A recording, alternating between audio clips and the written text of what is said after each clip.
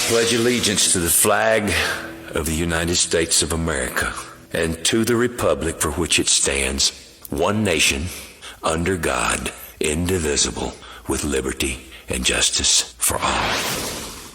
Welcome to the Vietnam Veterans News Podcast. News of interest about Vietnam veterans from a Vietnam veteran. Now, here's your host, Mac Payne.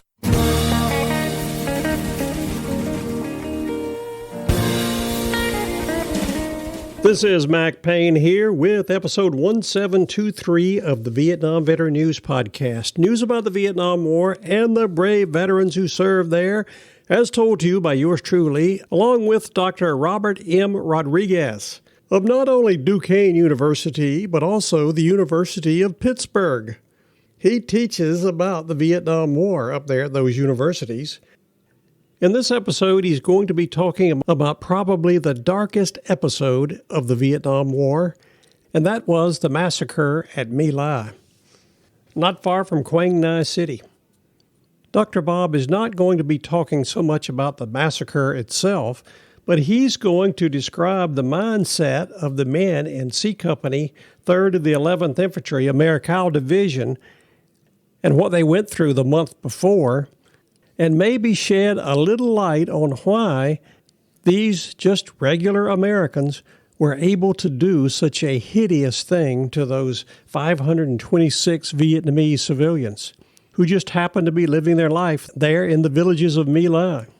He's also going to recommend a program that was made by the American Experience on the My Lai Massacre.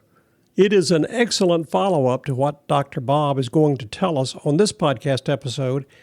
You are highly recommended to take a look at it. It's only 58 minutes long. There will be a direct link to it on the show notes over at the podcast website, VietnamVeteranNews.com, in episode 1723. You really need to take a look at this program. It's eye-opening. We need to know about what happened there so that we can practice to make sure that never happens again. Without any further ado, Dr. Bob, the microphone is all yours. Go for it. Hi, Mac. Glad to be back. Our topic today is a dark topic. It is the topic of an event that occurred on March the 16th, 1968, in the shadows of the Tet Offensive. The Tet Offensive lasted through March, or rather through February and a little bit into March. As I mentioned to you last time, there was a second part to the Tet Offensive in May, and then a third part to the Tet Offensive in August, although the one that garners most of the attention, of course, is the first one, which started on January 31st and ended sometime in, say, first week of March. But in the residue of that was an event at My Lai in Quảng Ngãi Province. Quảng Ngãi Province was in Corps 2 of South Vietnam, and it was a set of villages. They collectively called them Son Mi villages, but inside these villages there were hamlets, and these hamlets were My Lai 1, My Lai 2, My Lai 3, My Lai 4, My Lai 5. The focus of the My Lai Massacre is going to be on My Lai 4. Okay, My Lai 4. What I'd like to do today is go right up to the massacre of My Lai, but I'm going to skirt it. And the reason is I'm going to highly recommend that your listeners watch a 1-hour film on My Lai that is simply outstanding. And I can say this because I had a friend for 18 years, actually. His name was Fred Widmer. You'll see him in the film. If you read anything about My Lai, his name will come up. He was the radio operator for Charlie Company, and he serviced Captain Medina, who was the captain of Charlie Company that went into My Lai on March the 16th. And I spent 18 years with Fred. He passed away in August of 16, So I got a pretty good understanding, and we spent hours and hours together talking, and I had, numerous questions. And the biggest thing I wanted to convey to you today in our podcast is that the events that occurred before My Lai, they surely do not condone or justify, but it gives a little bit of an answer to the question, why? Why did it happen?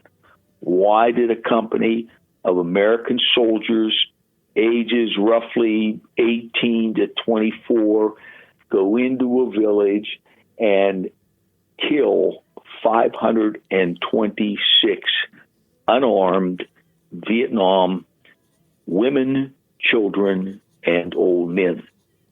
My Lai, if we've just looked at a definition of it, was a mass murder of unarmed South Vietnam civilians by American troops on the date March 16, 1968.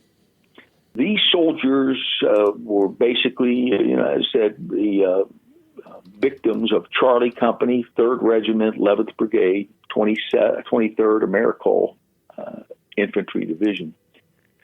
Some of the women were gang raped and their bodies were mutilated, as were the children as young as 12. 26 soldiers eventually were charged with criminal offenses, but only Lieutenant William Calley, who was a platoon leader in Charlie Company, was actually convicted, and he spent 3 days in the stockade. He was found guilty of killing 22 of the villagers, and he was originally given a life sentence, and then it was reduced to 3.5 years, but American public opinion actually urged that he was doing his duty. And again, it was the context of the time, and I'll get into a little bit of that as we go along. Probably the eyewitness account of the casualties or the KIAs that Lieutenant Calley brought about was 121, although he was accused or found guilty of killing 22. The story I'm going to start with is on February 12th, 1968. That's almost a month before My Lai. And it was still in the Tet Offensive, and Charlie Company was on patrol, search and destroy in Quảng Ngãi Province. And one of the members of Charlie Company was a young 19-year-old boy named Bill Weber, who was also a radio operator.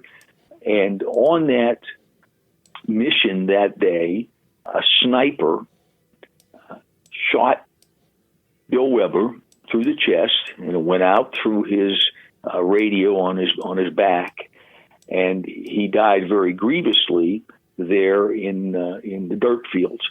And this was quite a shock to the members of Charlie Company. And one of the reasons was before Charlie Company had gone over to Vietnam, they had trained together in Hawaii, in some of the jungles of Hawaii, to simulate Vietnam. And they kind of bonded in a lot of ways. In other words, they got to know each other. They had been to in Hawaii. They had met the wife of one of the couple of the soldiers when they were on R&R. So there was a personal contact with us. So when Bill Weber went down, it was a personal affront. I mean, they were killed by a sniper who they couldn't fight back on. This was their biggest grief. It wasn't like they were engaged in combat, but they were engaged with an unseen enemy. The week of February 21st to the 24th was a very bad week. 3 members of Charlie Company were wounded in action. William Pate, Mike Dunham, and Ron Harris. They were all wounded. They had stepped on a landmine, got shrapnel. One had been hit by a sniper in the shoulder. There was also another KIA, which really goes unnamed. It was a young man who claimed that he had PTSD, couldn't take it anymore. He was eventually mustered out of there, but it was really deemed that he was probably a coward. The worst day And this is going to take us to February the 25th. Charlie Company was again on a search and destroy mission. On the Army maps, there was labels of where the minefields were, according to intel. They were in an area that on the map had been noted as free of mines. But when they got into this area, they realized that it was mismarked. A young man named Bobby Wilson, who was a specialist 4 in Charlie Company, stepped on a landmine, and he was severed almost in two. Fred tried to pull his body, and it tripped another landmine. So in essence, Bobby was in 3 pieces. Now, let's go back to this. First of all, this was, quite a image to the members of Charlie Company who were in that landmine, and there were just, mines going off everywhere. The thought of Bobby being ripped apart like this was quite a shock.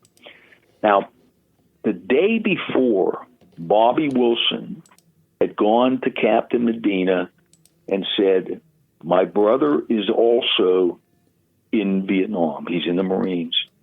And the rule at the time is 2 brothers could not be in warfare." He says, "My brother and I have been talking about this for months, and we decided that it is probably best for me to leave." Bobby felt very self-conscious about this, and no question about it. In his mind was the young man who was accused of cowardice, and Bobby said he didn't want to be accused that way. Well, when he told Medina, Medina took him to task, because Medina said, "I could have got you out of here, but the last plane is gone. We'll get you out tomorrow." Well, tomorrow was the minefield, and Bobby was destroyed. In addition, 3 other members of Charlie Company were killed that day. David Sterling Reed, a sergeant, well respected, also was hit by a landmine, was injured enough to bring on a KIA.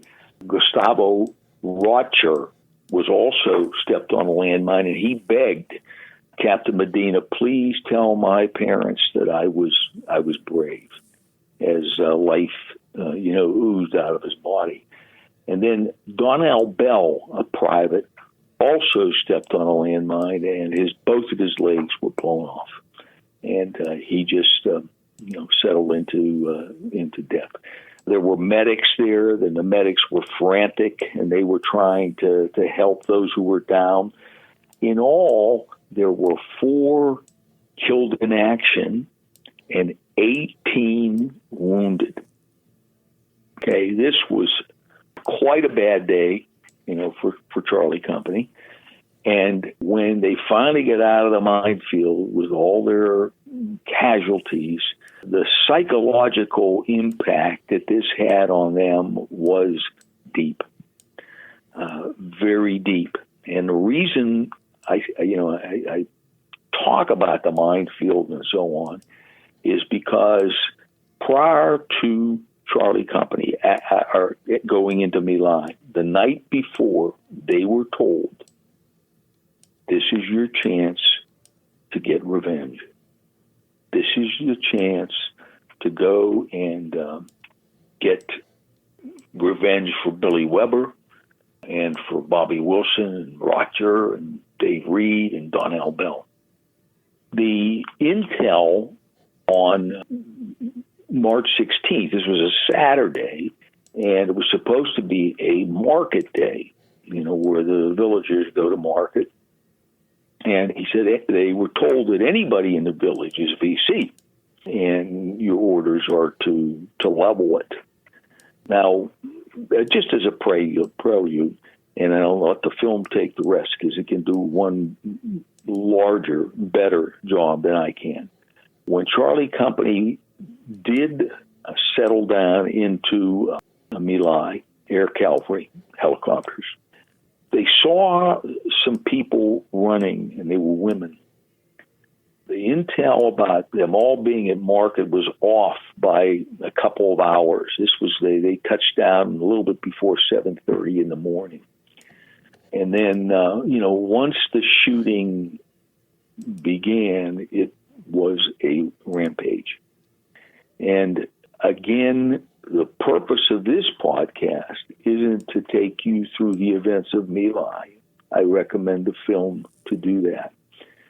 But what it tries to do is to set up the mindset, the psychological well-being of Charlie Company, and to perhaps just touch on the idea of why. Why did this happen? Because what happened in the next 4 hours up to noon, when Charlie Company stopped, ate lunch, and returned, was just a brutal massacre. I should add this, okay, and you will not probably find this in many accounts. But once Charlie Company returned to their fire base and news spread of what had happened in My Lai, they were sent out on search and destroy missions. And every time they came to a stand down in an LZ, they were sent back out again. In essence, they marched in the jungle for 30 days without any warm food, without any chance to bathe. Many of the members of Charlie Company, when they finally were allowed into the fire base, their clothes were rotted off. They had jungle rot and all kind of diseases from being in the jungle for 30 days. The reason for that, of course, we can only speculate, but it was assumed that somebody was trying to get rid of Charlie Company because of the atrocities that occurred. Now, word spread on this, but it spread very slowly, and it did not really hit the public until November of 1969. I mentioned that in the last podcast. I'm going to stop at this point and recommend to Mac to post the website for the film called My Lai, American Experience. And it is about an hour. I encourage you to put aside an hour for it because it is engrossing from the moment it starts. I was pleased to see that it is online for your use. When it first came out, I purchased it immediately. And I've shown it to adult audiences and to younger audiences like college students and high school students. And I can only say that it is riveting. So I'm going to leave you at that point. I know this wasn't the most upbeat of stories, but it is a story that needs to be told because it is a deep, deep, dark, black moment in the American story in Vietnam. Okay, Mac, thanks. Next time we're going to go into the Nixon element of the Vietnam War. Okay. Thank you very much, Dr. Bob, for that rendition of what happened at My Lai. It was a terrible thing, but again, it's something that we still need to talk about, and we better be aware of it because we do not want it to happen again.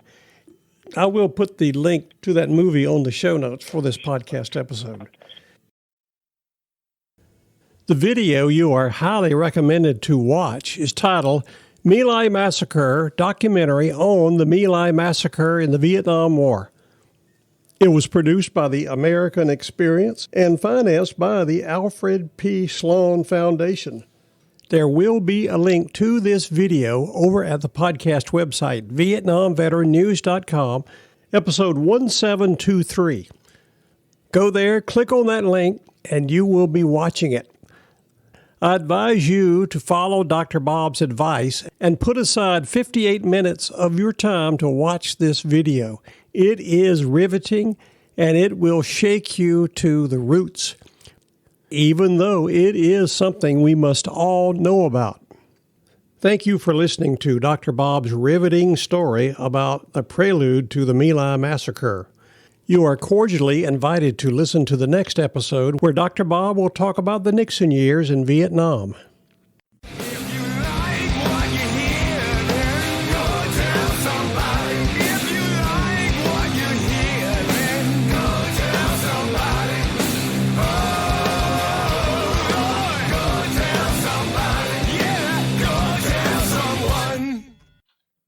How about that? Ain't that a mess?